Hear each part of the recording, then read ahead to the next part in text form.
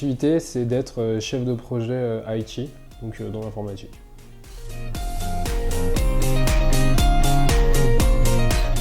J'ai fait mes premières gammes en tant que chef de projet dans la formation. Quand tu fais de la formation, notamment autour de l'informatique et du digital, bah, tu t'intéresses en fait à comment les choses un peu sont structurées et tu t'intéresses aussi au format, je dirais en tant que formateur. Est-ce que c'est travailler pour un organisme de formation? Est-ce que c'est travailler pour une société? C'est vraiment à partir de ce moment-là où du coup je me suis dit ouais, pourquoi pas se lancer tout en étant chef de projet et voir un peu à quoi ça ressemble, quoi.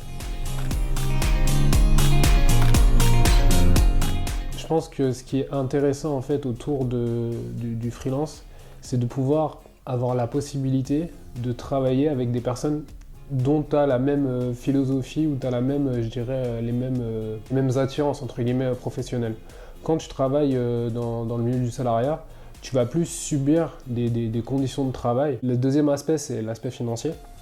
Parce qu'en fait, en tant que freelance, en fait, c'est toi qui décides un peu de ta rémunération. Par exemple, si tu décides de facturer un client plus cher, c'est toi-même qui es maître en fait, de l'argent en fait, que tu vas gagner. Tu n'es pas rattaché à une grille salariale d'une entreprise qui a été validée depuis 10 ans par un directeur de l'entreprise.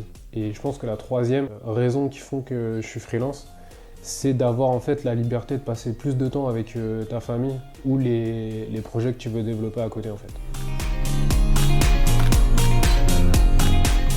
Je suis pas mal chassé en fait par des recruteurs en fait ou directement des clients finaux en fait. Mais si je suis vraiment sur de la démarche ou de la prospection de clients, ça passe essentiellement par des plateformes type Freelance Info. Après un peu les réseaux sociaux plus type LinkedIn ou Instagram, mais ça reste très faible parce que généralement le client n'a pas forcément clarifié son besoin. C'est plus pour avoir une première prise de contact, pour savoir ce que je fais. Tu te sens beaucoup seul en fait. T'es un peu seul contre tous en fait. Et c'est ça en fait, c'est un peu de combattre un peu cette solitude par rapport à comment tu veux vendre ton activité, comment tu peux trouver des collègues, enfin des pairs en fait de ton activité. Écoute personne et fais vraiment ce que tu as envie de faire. Mais le fais pas de manière impulsive, réfléchis vraiment à ce que tu veux faire et après crée ton activité.